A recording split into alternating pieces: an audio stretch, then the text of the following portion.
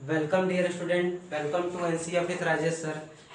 Students, हम लोग determinant के क्वेश्चन कर रहे थे जो कि बेस्ड थे प्रॉपर्टीज पे। ठीक है, तो प्रॉपर्टीज पे बेस्ड आज हमारा दूसरा लेक्चर है और हम कुछ प्रूफ फिर से करेंगे और सीखेंगे कि डिटर्मिनेंट के प्रॉपर्टीज को कैसे हैंडल किया जा सकता है। ठीक है, तो जो बच्चे पहली बार इस वीडियो को देख रहे हैं वो चैनल पे जाएं और डिटर्मिनेंट की पूरी प्लेलिस्ट बनी हुई है, वहां से पहले लेक्चर 1 से स्टार्ट करें और वहां पे सारी चीजें आपको इजी और सिंपल मैनर में समझाने की कोशिश की गई है और आपके पूरे कवर सिलेबस को क्या किया गया है, कवर किया गया है।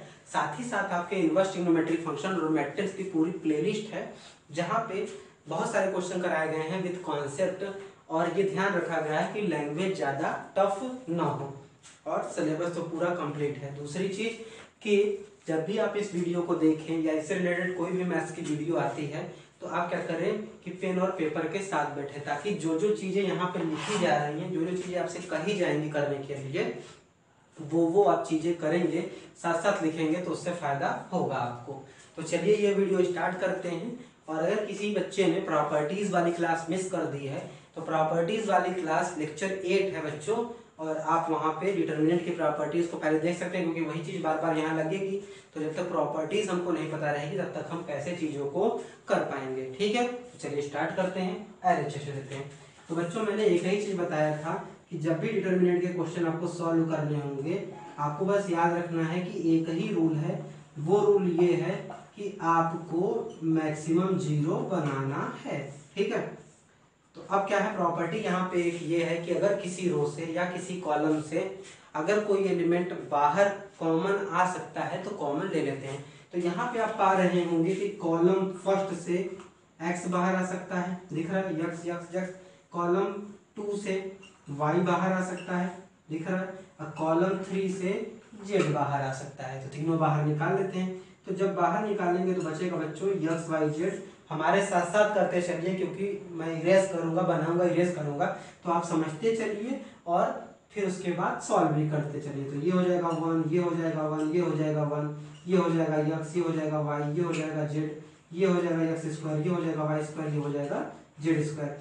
तो बच्चों, जो बच्चे पिछला वाला वीडियो मेरा देखे होंगे वो समझ गए होंगे कि ये बस पिछले वाले वीडियो की तरह हमको इसको सॉल्व करना है, ये चीज आ जाएगी। ठीक, तो मैक्सिमम 0 बनाना है तो बच्चों हम क्या करेंगे कि पहले C1 में C1 माइनस C2 कर देंगे। मैंने पिछले वाले वीडियो में बताया कि ये ऑपरेशन दिखाता है और किस में करना है, ये यहाँ पे दिखाता है। तो हम क्या ले लिए, यक्स वाई जेड ले लिए। तो C1 में से C2 करेंगे तो 1 माइनस 1 करेंगे, यानी इसमें 1 माइनस 1, फिर होगा यक्स माइनस वाई, फिर होगा x square minus y square.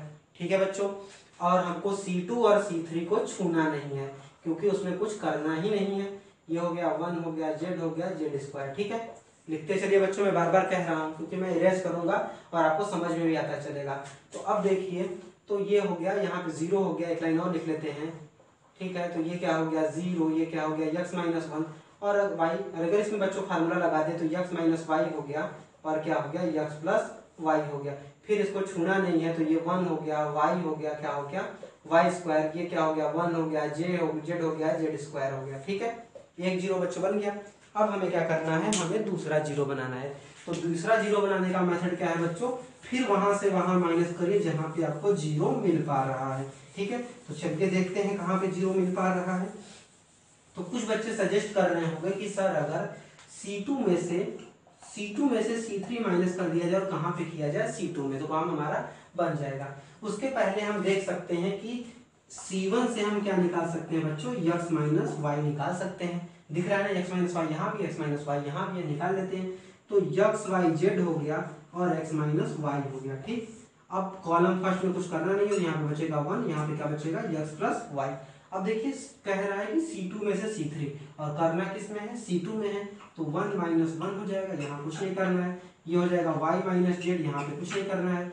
ये हो जाएगा y square minus z square, यहाँ पे कुछ नहीं करना है, जेड स्क्वायर। ठीक, अब फिर क्या करते हैं, अगले स्टेप में देख लेते हैं। इसीलिए मैंने कहा था स्टार्टिंग में बच्चों कि जब मेरे साथ साथ आप करते चलोगे एक ही बार आपको टाइम लगेगा। ठीक है, पहली बार आप वीडियो को पॉज करोगे लिखोगे, पॉज करोगे लिखोगे, तो एक ही बार टाइम लगेगा, लेकिन वो हमेशा के लिए आपके हो जाएगा। ठीक है, तो फिर यहाँ से बच्चों क्या होगा कि ये हो गया एक्स वाई जेड, फिर क्या हो गया एक्स माइनस वाई। और इसको देख लेते हैं सॉल्व करके, 0 0 1 1 वाई माइनस जेड, ठीक है। और यहाँ क्या बच रहा है एक्स प्लस वाई। और यहाँ पे क्या बचेगा बच्चों, इसमें फार्मूला लगा देते हैं। तो फार्मूला लगा क्या बचेगा वाई माइनस जेड, और क्या हो जाएगा वाई प्लस जेड। और यहाँ पे क्या आ जाएगा, यहाँ पे लिख लेते हैं 1 जेड जेड स्क्वायर। अब देखिए बच्चों, मैक्सिमम जीरो का मैंने बताया था कि 2 जीरो भी बन जाते हैं तब भी आपका काम हो जाएगा। लेकिन उससे पहले एक काम करते हैं कि वाई माइनस जेड कहाँ से ले लेते हैं हम, कहाँ से लेते हैं बच्चों बताइए थोड़ा, C2 से ले लेते हैं। C2 से हम क्या करते हैं बच्चों, वाई माइनस जेड क्या करते हैं कॉमन ले लेते हैं, ठीक है। दूसरी प्रॉपर्टी भी हो रही है, तो x y z y x minus y y minus z ले लिया हमने।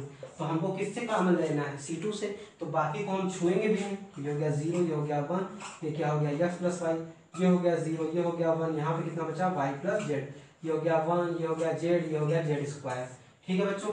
अब हमारा जब बन गया मैक्सिमम जीरो, तो मैंने ये कहा था कि जिस रो में या जिस कॉलम में मैक्सिमम जीरो बनेगा उसी के अलावा क्या करेंगे, एक्सपेंड करेंगे। तो किस रो में बना है बच्चों मैक्सिमम जीरो, फर्स्ट रो में, तो हम क्या कर देंगे एक्सपेंशन, क्या कर देंगे बच्चों एक्सपेंशन अलोंग R1, ठीक है फर्स्ट रो। तो जब हम R1 के अलाउंग करेंगे तो ये तो पहली चीजें जो लिखी हुई है ये ऐसे ही रहेंगी, x minus y y minus z. अब R1 के अलाउंग जो आ रहा है इसको लिखते हैं। तो देखिए जब जीरो बाहर लेंगे तो उसके अंदर कुछ भी रहे वैल्यू जीरो होगी, फिर जीरो है तो उसके अंदर हम जब इलिमिनेट करेंगे तब भी वही रहेगा। 1 लेते हैं, तो जब बच्चों 1 लेंगे तो क्या होगा कि ये कॉलम खत्म, ये कॉलम खत्म, बचेगा क्या, बस यही बचेगा बच्चों, ठीक है। इवेलुएट में मैंने सिखाया, तो क्या हो जाएगा y plus z minus x minus y, यही होगा, ठीक है बच्चों। तो आप देख रहे होंगे कि यहाँ पे कुछ चीजें कैंसिल हो रही हैं, ठीक है। तो लास्ट में आपका क्या आ गया बच्चों, x y z x minus y y minus z, और क्या हो जाएगा जेड माइनस एक्स, क्लियर है बच्चों। और यही पूछना था हमको प्रूफ में, ठीक है, क्लियर है सबको, कोई प्रॉब्लम नहीं। तो हम बार बार बच्चों देखो एक ही कॉन्सेप्ट का यूज कर रहे हैं। वो कॉन्सेप्ट क्या है, हमको मैक्सिमम जीरो बनाना है। अब उस कॉन्सेप्ट के लिए हमें क्या करना पड़ रहा है, दो प्रॉपर्टीज का यूज करना पड़ रहा है। पहली प्रॉपर्टीज ये है कि किसी कॉलम को दूसरे कॉलम से हम क्या कर सकते हैं, माइनस कर सकते हैं। और दूसरी प्रॉपर्टी ये है कि किसी भी एक कॉलम से या एक रो से अगर कोई नंबर या कोई क्वांटिटी कॉमन आ रही है तो वो क्वांटिटी क्या है, बाहर निकाली जा सकती है। तो ये रहा पार्ट 2 रहा, यानी 8B रहा डिटर्मिनेंट के प्रॉपर्टीज पे क्वेश्चन। नेक्स्ट वीडियो में मैं और क्वेश्चन लाऊंगा जिससे कि आपको हर तरह के जो वेरियस टाइप्स हैं उसमें कैसे क्वेश्चन सॉल्व करेंगे उसके लिए क्लियरिटी मिलेगी। तो मिलते हैं नेक्स्ट वीडियो में।